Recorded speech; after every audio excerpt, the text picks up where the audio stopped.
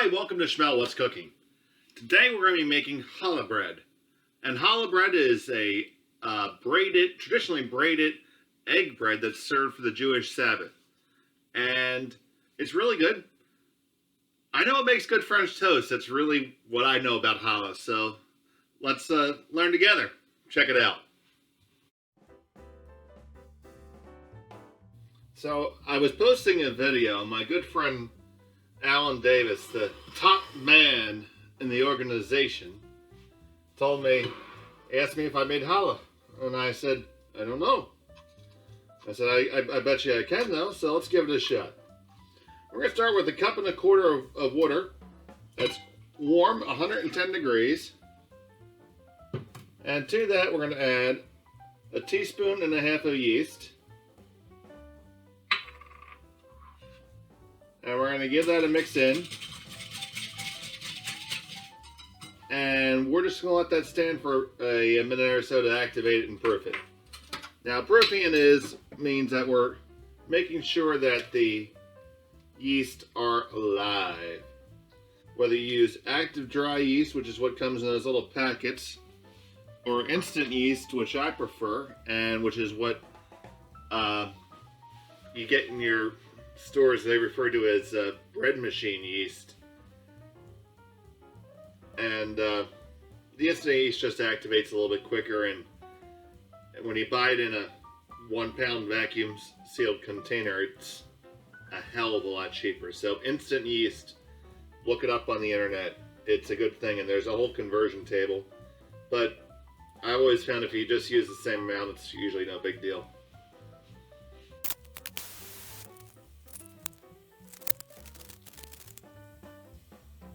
So we know our yeast is proofed and alive. You got to see that little magic happen. Yeast are little organisms. They eat sugar and they poop out alcohol and carbon dioxide. And it's the carbon dioxide that we're interested in now. Next thing we're going to add is 1/4 cup of honey. This is going to provide some sweetness to the bread, of course a natural sweetness, and also give that yeast some food to munch on. Some sugar that they love.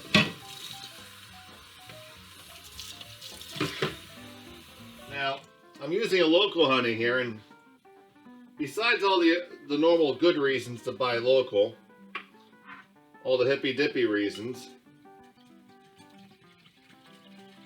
another good reason is that if you have local honey, you'll gain some natural immunity to the local allergens. I'm putting in right here 1.5 teaspoons of oil. Gonna mix that in. I have 1 beaten egg. And the idea is that, by getting a little bit of exposure to the allergens in the area, much like a vaccine, which is a big thing nowadays, it'll help to keep you immune from all those different things.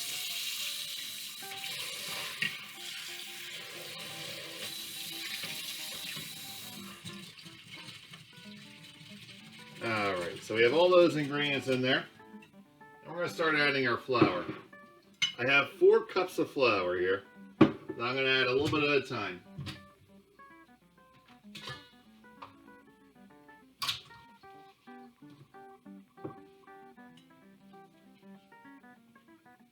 I'm going to do this completely by hand because I know not everybody has a KitchenAid. And 2, I've never made this dough before. And I'd really like to see how it feels on my hands.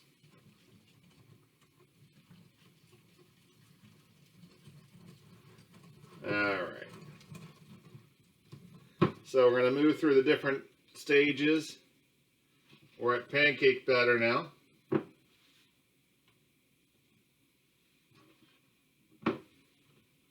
Now that I have some of the flour and it's well incorporated, I'm going to add 1.5 teaspoons of salt. Reason why I didn't do that right off the bat is that salt is toxic in high concentrations to yeast. And we just, woke those guys up. We don't want to kill them this quick. Alright, and see now, I'm about halfway through my flour, a little bit more, and it's getting to the point where the whisk is no longer going to be an option. So now we hop in, and we're going to old school it the rest of the way. Well flour my work surface, and we're going to turn this out onto the bench. Now, bench, you would say countertop.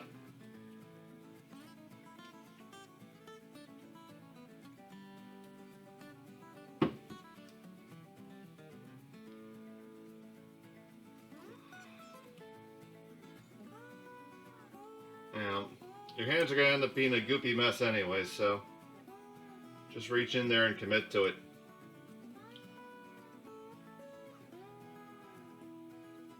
As you see, I'm wearing a black shirt, which is probably a questionable decision when I'm making this type of bread.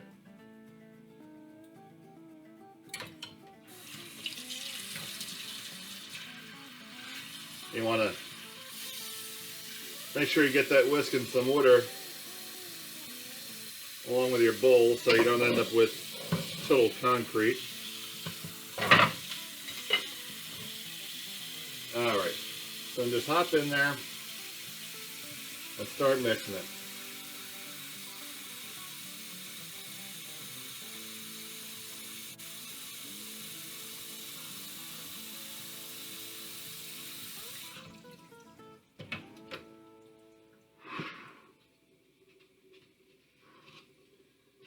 And right away I know I don't have enough flour, so I'm going to add some in there.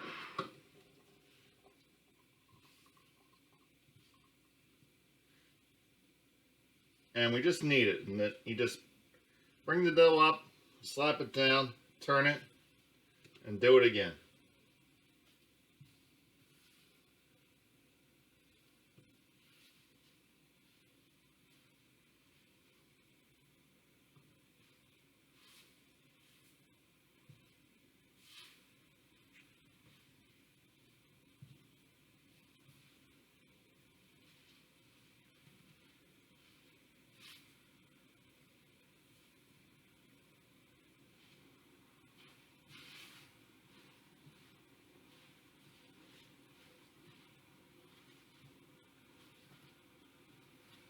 And what kneading does, well, one, we're mixing it and hydrating the flour, but we're also starting to develop the glutens into it.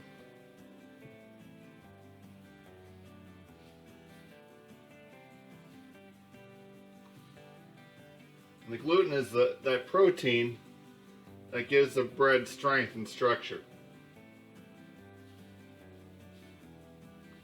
Every once in a while, kind of work the shagginess of the dough off your hands some. And eventually, as you go,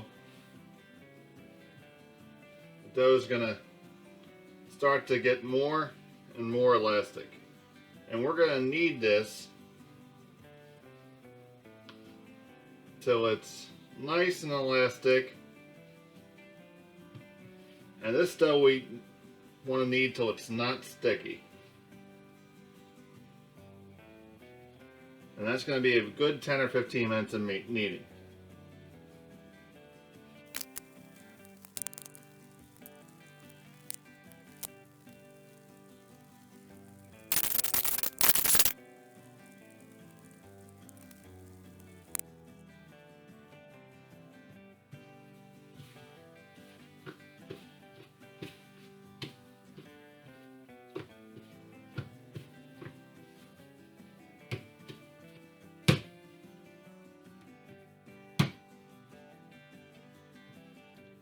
Alright, so there we go. I've been kneading it for a little bit more than 10 minutes. And here I have my ball of dough. It's not really sticky, but it's tacky. It's not really, it's not dry either. So we need to put this into a bowl, which we are going to lubricate to prevent this from drying out. Put a little bit of oil into the bowl. Use your dough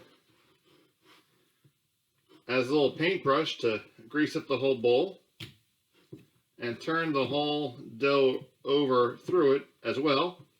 The whole point is we don't want this dough to dry out while it ferments and rises, and that's going to be about 1.5 to 2 hours till this is doubled in bulk. So we're going to put a nice towel over it and let it sit in a nice warm place. We'll be back. Alright, so welcome back. As you can see, our dough has risen up, and now we are going to form our loaf. Going to turn this out onto our surface. And one thing I want to tell you here is don't go crazy. Only use a minimum amount of flour that you need to use right now. Because we've gotten our dough to a nice consistency. And we're just going to deflate it. I'm going to divide it into 3 equal pieces. If you were anal retentive at this point, you would use a scale. I am not. I'm going to eyeball it. Alright. And the dough has this nice, sweet smell to it. Really smells nice. So we're going to take each of our pieces, kind of fold them over on themselves a couple times, and then just start working them back and forth to make a cylinder, using the pressure on the palm of our hand. We want a nice, even cylinder. And I'm looking to have it to be about 18 inches long.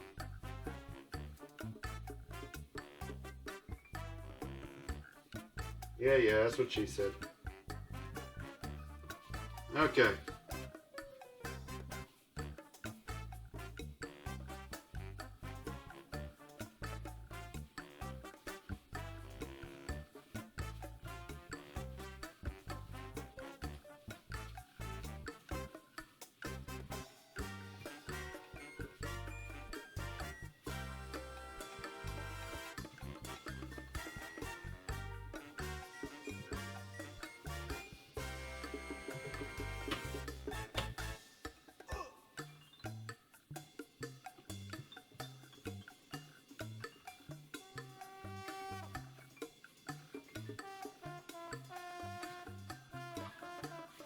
And the quicker you can get this accomplished, the less the dough will fight you. As you see it pulling back, it means the gluten's really strong, which is what we want.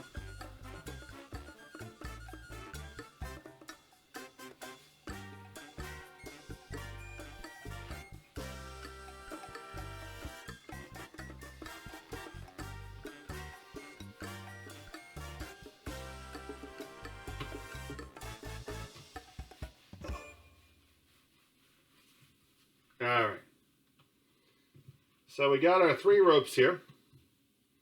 Now we need to braid our bread. And the way we're going to do this, a little bit counterintuitive.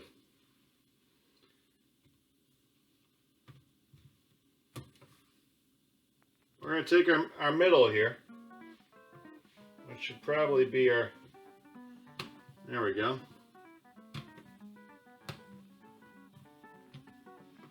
Put them all next to each other. And then rather than start at the end, we're going to start at the middle. You take one, put it over, and put the other one over. And then keep on braiding this back and forth until we get to the end. And then on the other side, we're just going to repeat the process.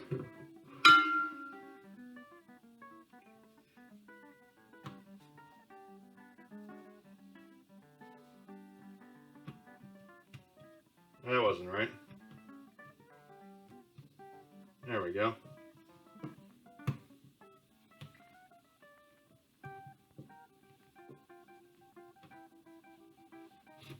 When we get to the end, just kind of pinch it and tuck it under.